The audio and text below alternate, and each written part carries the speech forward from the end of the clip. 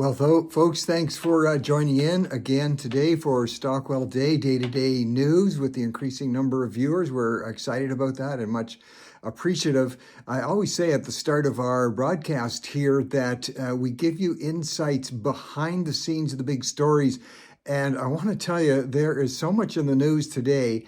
And underlining what's in the news today for Canadian viewers, I'm going to raise a couple of issues today that if you are only looking at the mainstream media outlets in Canada, being like CBC and CTV News to a degree, and Globe and Mail, and not looking at the other great media sources in Canada, you are missing some huge items that mainstream media doesn't like to report on.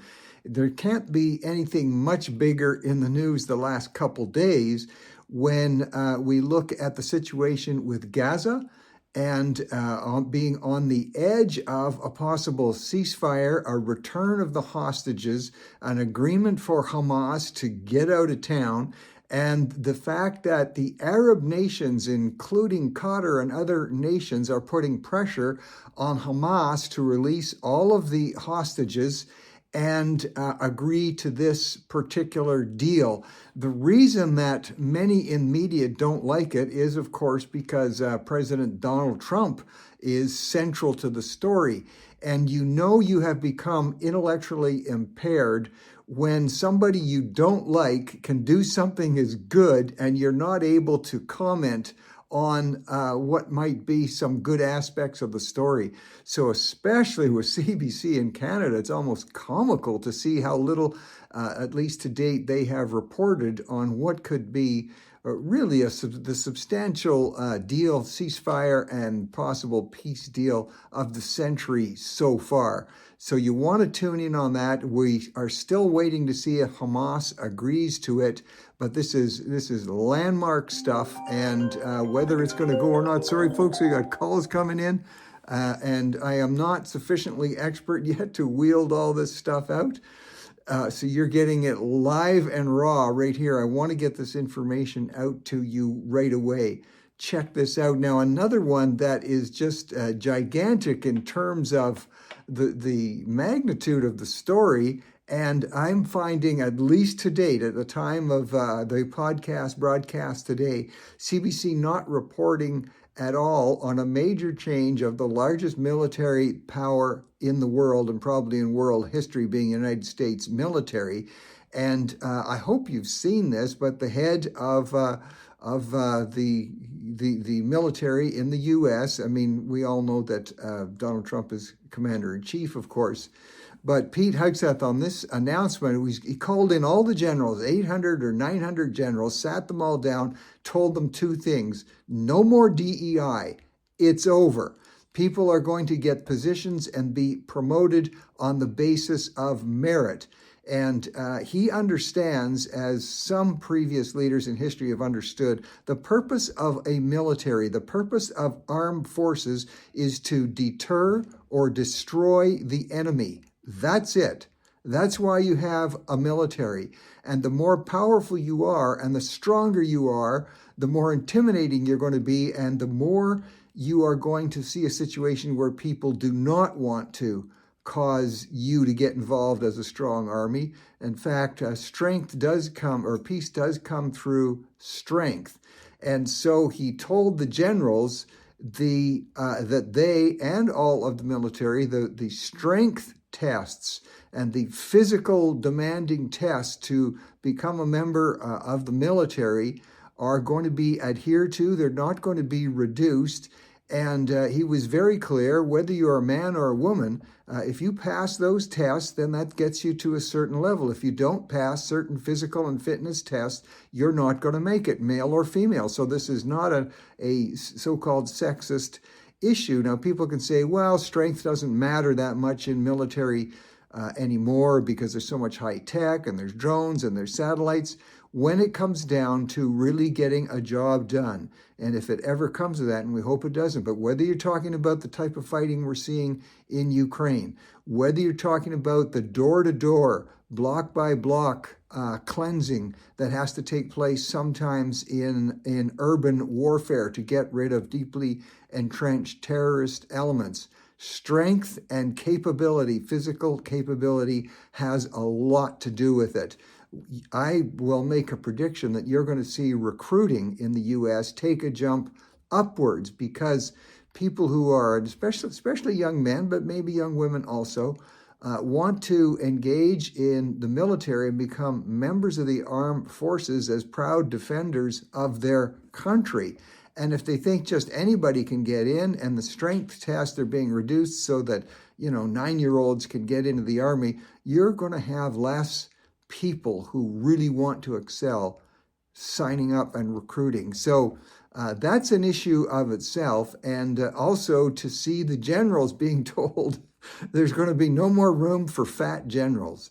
And very clear on that. The generals who are overweight and out of shape are not sending a good role example either to their own troops, but also it's a subtle thing to the enemy. Now, somebody might think, well, it's not that big a deal. It doesn't have an intimidating force. I can tell you that even years ago when I was making regular trips to China, and we would be in situations where there's world leaders, and so there would be military presentations.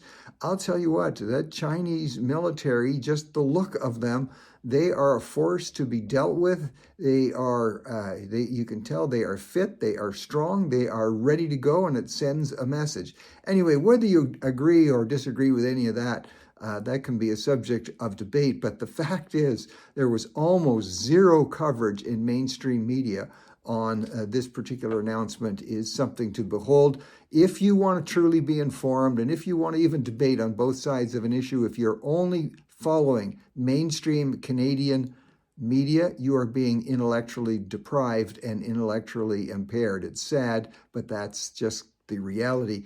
Looking at mayoralty races across the country, homelessness, so-called, or the unhoused, whatever terms we want to use, continues to be an issue.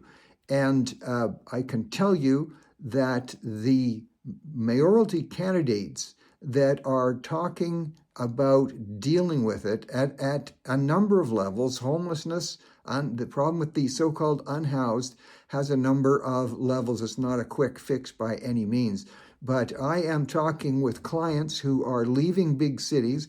Talked with one as recently as today. This is a global company that is leaving a major Canadian city and heading to the States, and it's not the issue of taxation, though taxes are lower in the state. It's not the issue of excessive regulation. Their employees, especially their female employees, are afraid to come into work because of people sleeping in the doorway, blocking the sidewalk with their sleeping bags, sleeping in the back alleys. Now, people on the left are right away going to be saying, oh, there you go, there goes a rant against the homeless and the poor and the unprivileged. No, the homeless are folks who need help. They are being preyed on by the most vicious of predators who take advantage of them in awful ways in their encampments, in their tents, and on the sidewalk. A first step has to be with moving them to areas where they can, first of all, be cared for, where they can expect some safety, but they have to be moved out. You cannot permit people to be sleeping on sidewalks, blocking doorways, and becoming a threat. And I'm just saying that the mayoralty candidates who come forward with a commitment to do something about this are going to find favorability at the polls. If you don't deal with it, it's going to get worse, as some cities almost are right now. San Francisco, Los Angeles, I don't know if you've been down to those cities lately. The downtown areas are virtually uninhabitable. And now there's an ordinance being discussed that's getting great debate in Los Angeles, whereby anybody who has a hotel is going to have to notify the city if they have any rooms available after 2 p.m. in the afternoon. They are going to be required by law, this is the proposal, to tell the city that, so that the homeless or the unhoused can be sent and can be allowed to stay in those rooms with vouchers, of course. But you can have an idea of what this is already doing. It's going to, on a couple of things, Hotels that value and are proud of the fact that they have beautiful facilities and they maintain the facilities, of course, are going to be against this.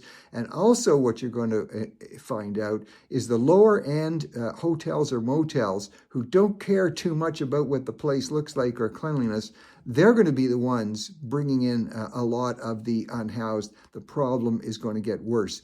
So if we want to avoid these situations that are continuing to develop, look for your mayoralty candidates and your city councilors in the upcoming fall elections. Ask the questions, what are you going to do? Are you going to take this soft approach where everybody gets just taken care of? We bring them more food on the street and free drug programs and the free drug sites. That's one approach. It doesn't appear to be working. And if you don't like that approach, then vote for the candidates who have creative and caring, but different approaches that are going to reduce or not permit these types of activities on our streets.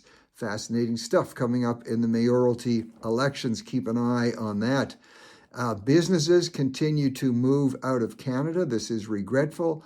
GM has announced they're moving from Oshawa they're moving one of their operations from Oshawa, Ontario to Indiana. And again, it comes down to taxes. It comes down to the regulatory regimes, unnecessary and excessive regulations. And, many Canadians, including the Prime Minister, we like to flap our feathers and say, well, it's all because of Trump, because of the tariffs. That is a factor. But again, the vast majority of products going back and forth across the border aren't being significantly impaired by taxes. And way back, as some of us are old enough to remember, as the good Democrat President Bill Clinton used to say, it's the economy, stupid. We are in Canada not dealing with the deficit problem, not dealing with the spending problem. The parliamentary budget officer, who's an independent officer, has come out very clearly in the last few days saying Canada is on a financial track that is not going to have a good final result, that we're headed for more costs, we're headed for economic breakdown, and it's because the economic policies and policies in general of the federal Liberal Party and of Prime Minister Carney, they rely on mainstream media. The mainstream media will report on these, but mainstream media does not really go after them because mainstream media, mainly being culturally Marxist, they can't help themselves. They are opposed to anything that sounds like small c conservative common sense thinking. And that is creating the problem. That's why, at least to date, Prime Minister Carney and the federal Liberals have been able to continue this bloated approach. Every time there's a problem, you fire up a new agency, you start a new department. It's not going to work. Citizens increasingly and instinctively know this, and that's why the Liberals continue to drop in the polls. So we hope more businesses do not keep leaving Canada, but that has been the trend. On the cultural side, as we close out today, a fascinating story. Hollywood and its 160,000 member guild, which includes actors and producers and writers, and they are fired up today, and they are drawing up resolutions. They're asking for legislation to prevent against characters being artificially manufactured by AI. I don't know if you've heard of Tilly Norwood, but you're going to be hearing more about her. She had a guest role in a film just recently, and it was at the Zurich Film Conference, and getting quite a bit of attention because she's entirely AI generated. She looks kind of good, I have to admit. And all of the actors, the Screen Guild, everybody's saying they need laws. We've got to be bringing laws to protect against this because they're all going to lose their jobs. Well, first of all, good actors are not going to lose their jobs. They're going to still be in demand. The other thing it's going to create, I believe it's going to create a market for, is live entertainment, live theater productions, plays coming back into vogue and coming back in demand, because as much as people are always going to be fascinated what can be generated by technology, there's going to be an increased demand for real authentication, for real people in front of you. So the actor should not despair, and trying to come up with laws to stop people who want to see what is really animated production, it's just not going to work. Folks, Times, they are changing. Stay with the times and stay with Stockwell Day, day-to-day news. Appreciate you being here. See you tomorrow.